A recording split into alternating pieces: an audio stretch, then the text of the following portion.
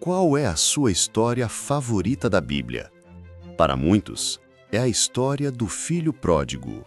A história do rebelde que cospe na face do pai, exige sua herança, a desperdiça em uma vida de excessos e, quebrado e faminto, volta para casa, para ser recebido com um abraço, um anel, sandálias novas e uma festa. É a mais bela imagem da graça de Deus que podemos imaginar. E nós amamos essa história porque, em algum nível, todos nós nos vemos naquele filho que se perdeu. Mas e se eu te dissesse que a parábola não é sobre um filho perdido, mas sobre dois? E se o personagem mais perigoso, aquele que representa um perigo espiritual mais sutil e talvez até maior, não for o que fui para o chiqueiro, mas o que nunca saiu do campo?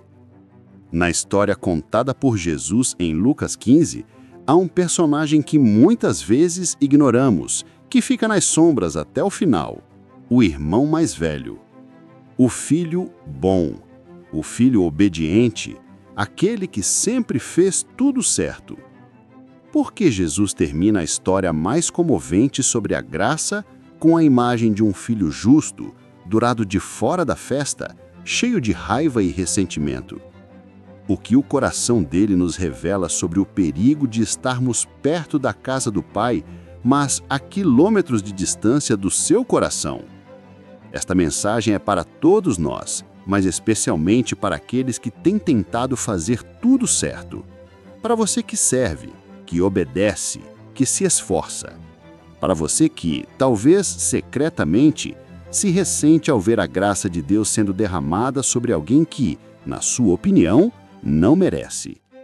A história do irmão mais velho é um espelho, e o que ele nos mostra é que é possível obedecer a todos os mandamentos de Deus externamente, enquanto quebramos o mais importante em nosso coração, o mandamento de amar como Ele ama.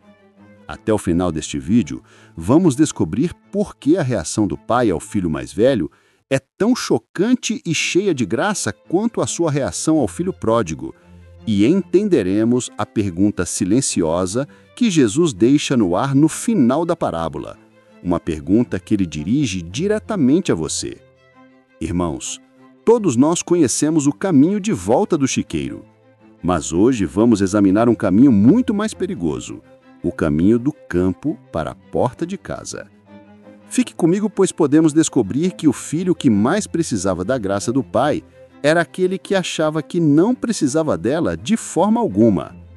O mundo ordinário do irmão mais velho era o campo, o trabalho, o dever.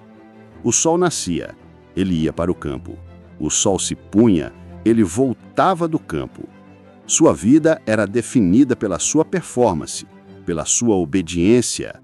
Ele era o filho modelo, o pilar da família, especialmente depois que seu irmão mais novo trouxe vergonha sobre a casa.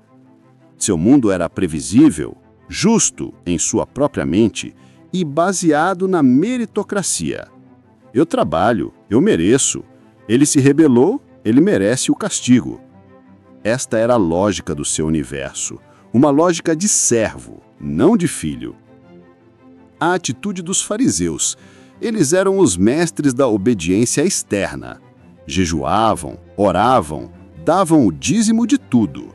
Seu mundo ordinário era o cumprimento da lei, mas seus corações estavam longe da graça e do amor de Deus que a lei apontava. Sua vida com Deus é definida pela alegria de ser um filho ou pelo fardo de ser um servo. Você encontra sua identidade em sua graça ou em seu próprio desempenho. A chamada da aventura para ele não é uma voz do céu. É um som que não pertence ao seu mundo. E, chegando perto de casa, ouviu a música e as danças. Imagine a confusão. O que era essa celebração? Quem havia morrido? Quem havia se casado? A música era a chamada que o tirava da lógica do trabalho e o convidava para a realidade da graça.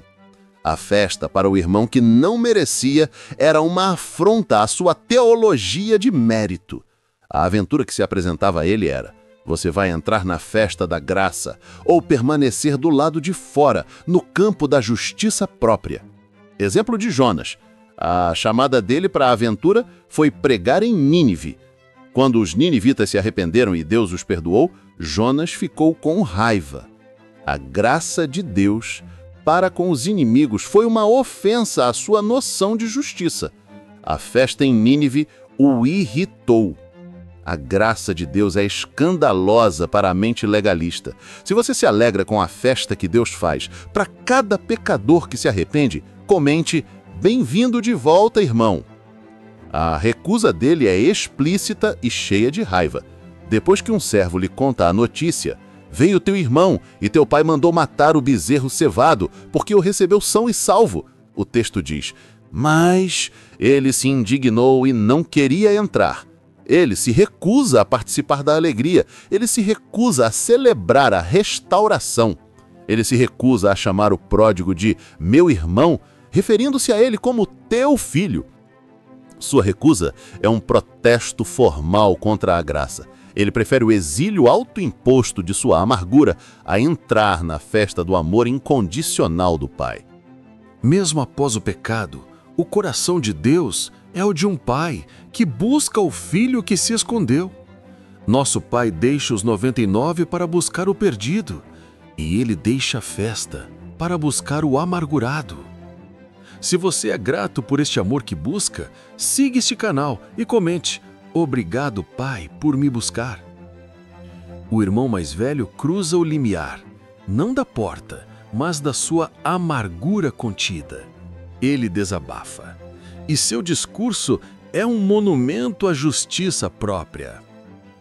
"Eis que te sirvo há tantos anos, sem nunca transgredir o teu mandamento, e nunca me deste um cabrito para alegrar-me com os meus amigos.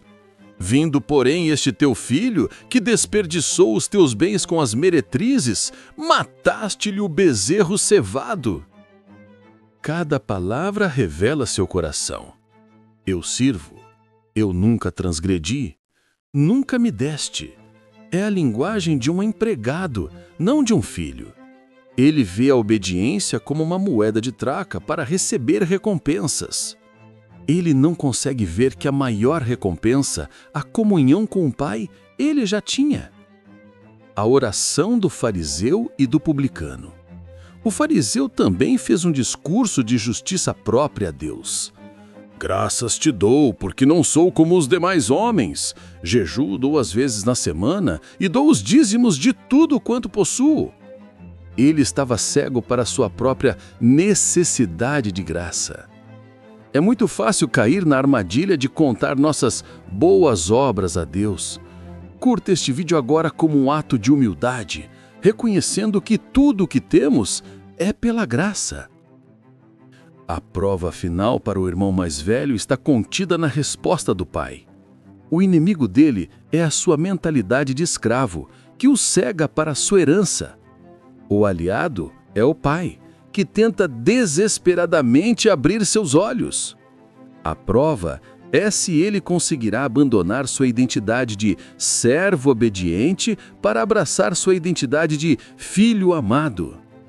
Ele se orgulhava de nunca ter transgredido um mandamento, mas em sua raiva e falta de perdão, ele estava quebrando o mandamento maior: amar. A parábola dos 2 devedores. O servo que foi perdoado de uma dívida enorme se recusou a perdoar uma dívida pequena de seu conservo. Ele recebeu a graça, mas não entendeu o coração da graça. A resposta do pai a este discurso amargo não é uma repreensão. São as palavras mais gentis e, ao mesmo tempo, mais devastadoras da parábola. O que o pai disse revelou a verdade chocante. O irmão mais velho nunca tinha entendido o que significava ser um filho. Você se sente mais como um servo que precisa agradar a Deus para ser amado, ou como um filho que é amado e por isso serve com alegria? A escuridão para o irmão mais velho é a solidão do seu próprio coração justo. Ele está do lado de fora da casa, na escuridão, olhando para a luz da festa. É uma imagem poderosa. Ele escolheu o exílio. Enquanto seu irmão estava se banqueteando na graça do Pai, Ele estava faminto de alegria, se alimentando de seu próprio ressentimento. A escuridão da rebelião leva a um chicreiro.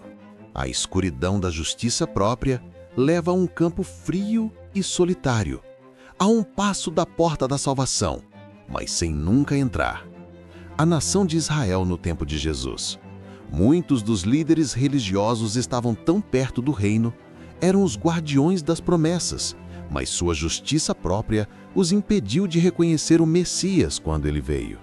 Eles ficaram do lado de fora da festa. Deus nos chama para fora da escuridão do isolamento e do ressentimento. Se você escolhe a luz e a comunhão da festa, curta este vídeo. A aprovação suprema vem com a resposta do Pai. Ele diz: Filho. Ele o reafirma como filho, não como servo. Filho, tu sempre estás comigo e todas as minhas coisas são tuas. Que revelação! O filho reclamou de nunca ter recebido um cabrito, e o pai responde dizendo: tudo o que eu tenho é seu. Você nunca precisou pedir um cabrito, você é dono de todo o rebanho. O teste é este. Ele vai acreditar nisso? Ele vai abandonar sua mentalidade de pobreza e abraçar sua herança? O pai não o está repreendendo, está o convidando a tomar posse de uma identidade que ele nunca viveu. A promessa de Jesus aos discípulos: na casa de meu pai há muitas moradas, vou preparar-vos lugar. Ele nos trata como herdeiros, não como inquilinos. O que o pai revelou foi que o irmão mais velho, apesar de sua presença física, nunca desfrutou da intimidade e da herança de ser filho. Ele vivia como um órfão na casa do pai, trabalhando por uma aprovação que já era sua de graça. Declare a sua verdadeira identidade. Eu não sou servo, sou filho. Tudo que é do pai é meu. A recompensa que lhe é oferecida não é um prêmio, mas um convite. O pai conclui: mas era justo alegrarmos-nos e regozijarmos-nos, porque este teu irmão estava morto e reviveu, tinha se perdido e foi achado. A recompensa é a participação na alegria do pai. A recompensa é trocar a amargura pela celebração. A recompensa é aprender a ver as pessoas não como elas merecem, mas como o pai as vê, como filhos e filhas que precisam voltar para casa. Há alegria no céu por um pecador que se arrepende. Jesus diz que há mais alegria no céu por um pecador que se arrepende do que por 99 justos que não necessitam de arrependimento. O pai estava convidando o filho mais velho a participar da alegria do céu. A alegria do pai é contagiante. Comente: eu entro na tua alegria, Senhor, para escolher a celebração em vez do ressentimento. O caminho de volta para o irmão mais velho é o mais curto e o mais difícil de todos. São apenas alguns passos, da escuridão do lado de fora para a luz da festa. É uma jornada interna, do coração de um fariseu para o coração do Pai. E a parábola termina aqui. Jesus não nos conta se ele entrou. A porta fica aberta. A música continua tocando. O Pai está na porta, esperando. O caminho de volta é a sua escolha. A convidado a acreditar na gracícula festa por esta procura e reconhece-se como filho no colo. A ressurreição que lhe é oferecida é a morte da sua justiça própria para que ele possa viver na justiça de seu Pai. Seria a ressurreição da sua identidade de filho. Ele deixaria de ser o irmão mais velho do pródigo e se tornaria simplesmente o filho do Pai, assim como seu irmão. A ressurreição seria a capacidade de celebrar a graça que ele mesmo recebia todos os dias sem perceber. Se ele entrasse, ele morreria para o seu orgulho e ressuscitaria para a alegria.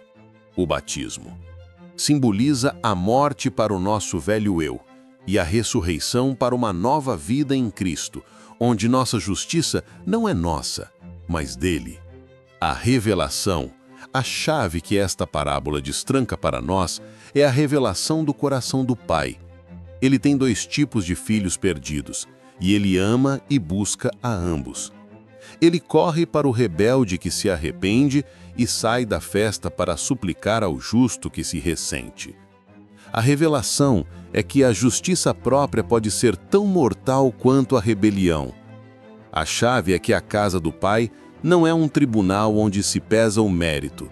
É uma sala de festas onde se celebra a graça. A salvação não é o prêmio que o filho bom ganha, é o presente que o Pai dá a ambos os filhos que estão dispostos a recebê-lo. A grande comissão é o chamado para ir e convidar ambos os tipos de perdidos para a festa, os que estão em terras distantes de pecado e os que estão nos campos de religiosidade sem alegria. Jesus contou esta parábola para os fariseus e escribas, os irmãos mais velhos de sua época, que murmuravam porque ele recebia pecadores. E ele termina a história com uma porta aberta, porque a pergunta era para eles. E hoje, a pergunta é para nós. Você tem servido fielmente, mas seu coração está duro? Você se alegra quando o pródigo volta ou você secretamente acha que a graça foi barata demais? Você está no campo contando suas obras ou na festa celebrando a bondade do Pai? O Pai está dizendo a você hoje: filho, filha, tudo o que é meu é teu. Pare de viver como um servo mendigando um cabrito. Você é herdeiro de tudo. A festa é sua também. Seu irmão que estava morto reviveu.